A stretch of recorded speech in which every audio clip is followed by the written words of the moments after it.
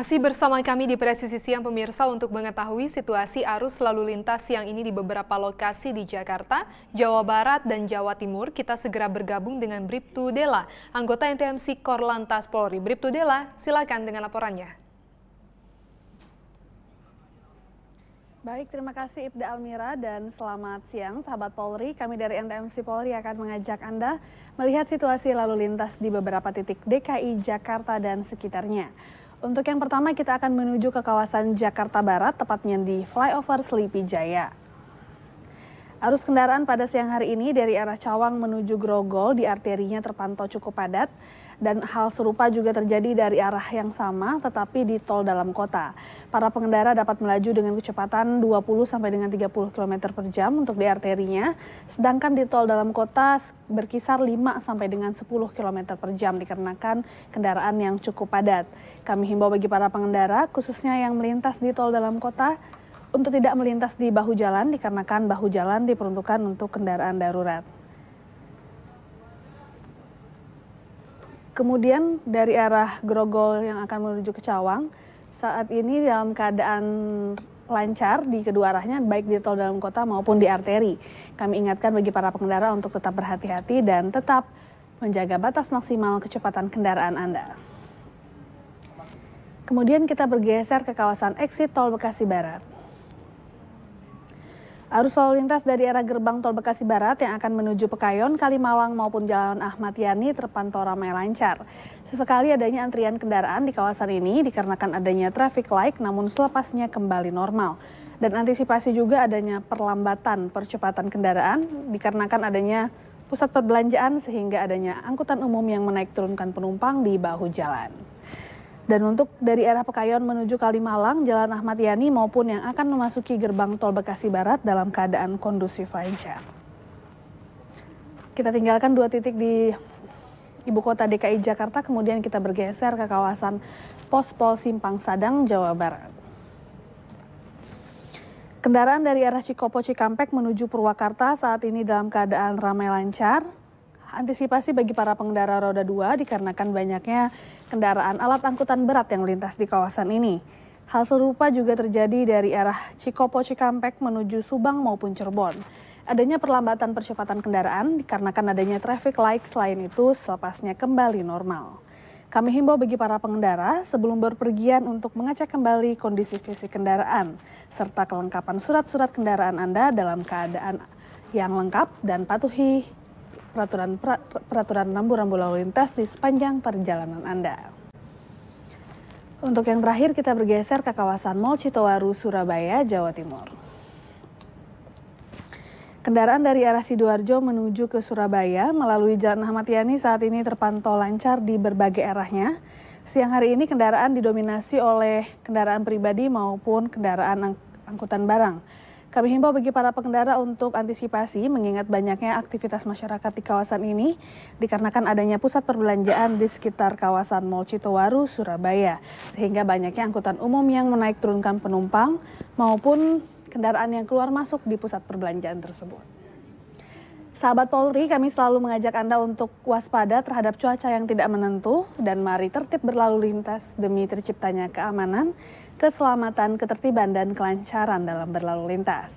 Untuk mengupdate informasi seputar lalu lintas terkini, Anda dapat menghubungi call center kami di 1500669 ataupun melalui SMS Center di 9119. Stop pelanggaran, stop kecelakaan, keselamatan untuk kemanusiaan, Indonesia tertib, dan salam presisi. Demikian laporan kami langsung dari NTMC Polri, silakan kembali ke Anda, Ibda Almira.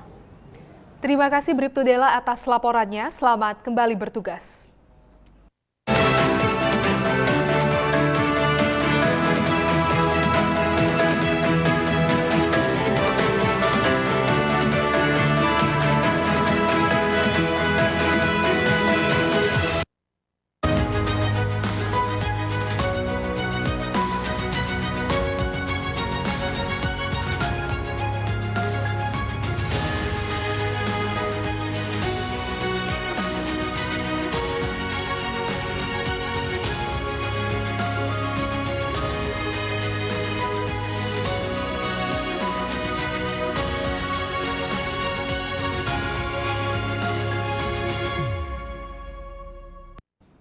AMMTC ke-17 secara resmi ditutup ditandai dengan serah terima keketuaan AMMTC dari Indonesia ke Laos. AMMTC ke-17 menghasilkan 16 dokumen yang diharapkan bisa meningkatkan kerjasama di antara negara ASEAN dalam memerangi kejahatan lintas negara.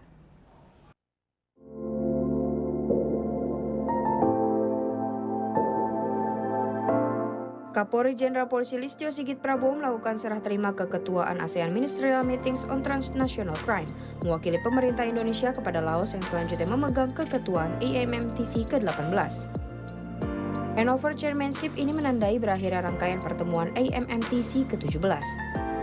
AMMTC ke-17 Labuan Bajo yang membahas 10 isu kejahatan lintas negara menghasilkan 16 dokumen yang berupa 4 deklarasi, 3 diantaranya merupakan inisiatif Indonesia dan 1 merupakan inisiatif Kamboja.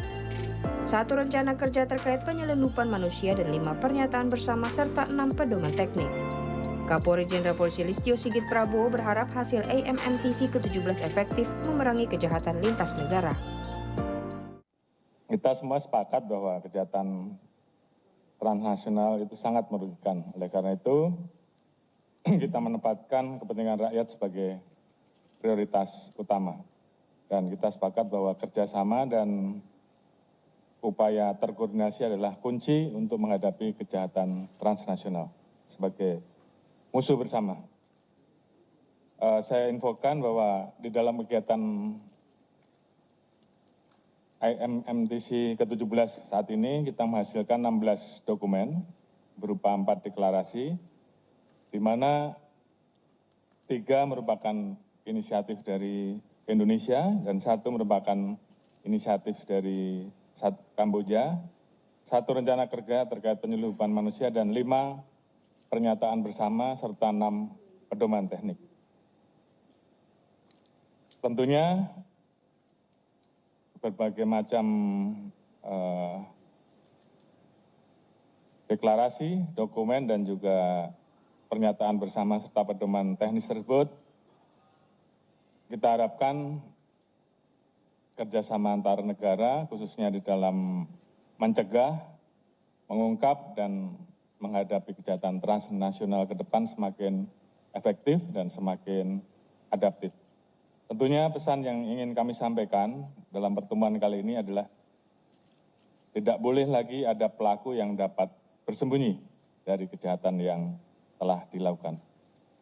Pesan ini terakomodir melalui 8 poin deklarasi Labuan Bajo tentang peningkatan kerjasama penegakan hukum dalam memberantas kejahatan transnasional sebagai landasan untuk melakukan upaya konkret dan operasional. Antara lain, kita melakukan kegiatan-kegiatan untuk lebih meningkatkan kerjasama langsung antara lembaga penegak hukum, khususnya Polri, seperti Police to Police, Handling Over, Joint Investigation, dan Mutual Legal Assistance. Di event AMMTC ke-17, Kapolri juga menandatangani nota kesepakatan dengan 6 negara ASEAN yaitu Kamboja, Laos, Malaysia, Singapura, Thailand, dan Vietnam di bidang pencegahan dan pemberantasan kejahatan lintas negara serta pengembangan kapasitas.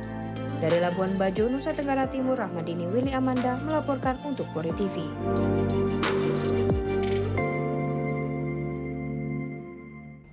Usai penutupan sidang pleno AMMTC ke-17, Kapolri Jenderal Polisi Listio Sigit Prabowo mengundang seluruh delegasi AMMTC menghadiri gala dinner di Hotel Ayana Labuan Bajo. Rangkaian acara diisi dengan hiburan dan penampilan budaya dari berbagai wilayah di Indonesia.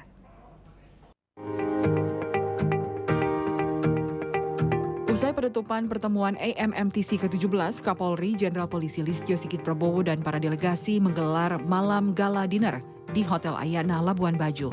Dalam pembukaan gala dinner, Kapolri memberikan apresiasi atas kedatangan dan kehadiran para delegasi di Labuan Bajo dan mengharapkan terciptanya keamanan bersama di kawasan ASEAN.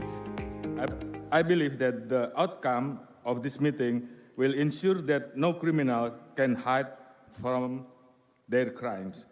On that account, as the host of the 17th AMMTC, would like to extend my highest gratitude and appreciation for your presence and participation in this meeting.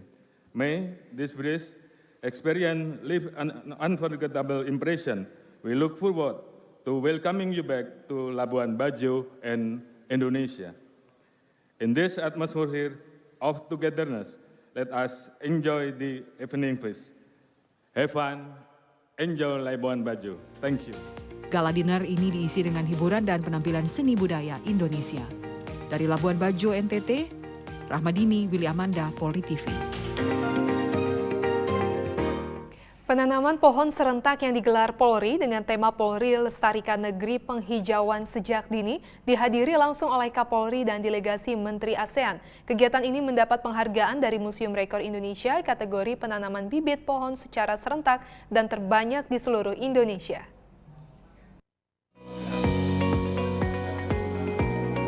Usai penutupan ASEAN Ministerial Meeting on Transnational Crime ke-17 tahun 2023 yang berlangsung kemarin dengan penyerahan Chairmanship Handover AMMTC atau penyerahan keketuaan AMMTC selanjutnya ke negara Laos, hari ini Rabu 23 Agustus, Polri menggelar puncak penanaman bibit pohon yang dilakukan secara serentak bersama Kapolri Jenderal Polisi Listio Sigit Prabowo dengan para delegasi ASEAN Ministerial Meeting on Transnational Crime. Kegiatan penanaman pohon ini mengusung tema Polri Lestarikan Negeri Penghijauan Sejak Dini, bertujuan untuk menjaga kelestarian hidup hewan dan tumbuhan, menghijaukan bumi, menghasilkan udara yang lebih bersih, serta mengurangi efek pemanasan global. Berkaitan dengan pertemuan ASEAN Ministerial Meeting on Transnational Crime, kami Mabes Polri melakukan kegiatan penanaman pohon yang diawali pada tanggal 18. Itu pun sudah serentak seluruh Polda dan sekarang pun dilaksanakan seluruh wilayah sampai dari sekitar 34 Polda, 510 Polres dan 5.034 Polsek serentak melaksanakan penanaman pohon. Saya kira ini adalah satu momen yang luar biasa ya, di mana untuk membangkitkan rasa kepedulian berbagai pihak terhadap kelestarian lingkungan hidup. Buat kami ini adalah sebuah support yang baik terhadap pengelolaan Taman Nasional dari sisi pelestarian alam Taman Nasional Komodo. Saya sih berharap melalui penanaman ini jumlah spesies di Taman Nasional Komodo dari tanaman yang ditanam itu akan bertambah, kemudian bisa memberikan dukungan terhadap kehidupan satwa komodo dengan adanya pohon tersebut dan juga bisa menjadi sumber pakan bagi satwa-satwa liar yang ada di Taman Nasional Komodo.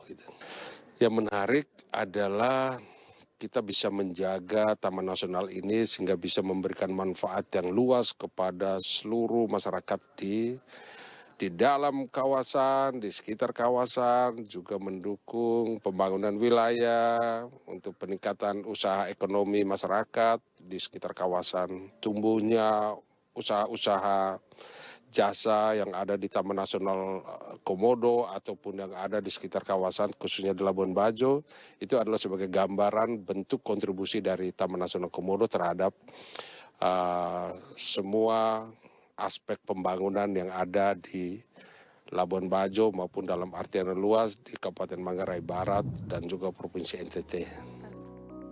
Kegiatan penanaman pohon ini dilaksanakan sejak 18 Agustus dan berhasil menanam bibit pohon di 76 tempat di seluruh Polda jajaran. Dan kegiatan ini mendapatkan penghargaan dari Museum Rekor Indonesia kategori penanaman bibit pohon secara serentak dan terbanyak. Jenis bibit pohon yang ditanam juga beragam, di antaranya pohon bungur, pohon trembesi, pohon bakau, pohon beringin, dan pohon mahoni. Dan dengan digelarnya kegiatan penanaman pohon ini, diharapkan dapat membantu mengurangi pemanasan global dengan menciptakan bumi lebih lestari dan indah. Dari Labuan Bajo, Nusa Tenggara Timur, Rahmadini, Willy Amanda, Polri TV. Tetaplah bersama kami, Presisi Siang akan segera kembali.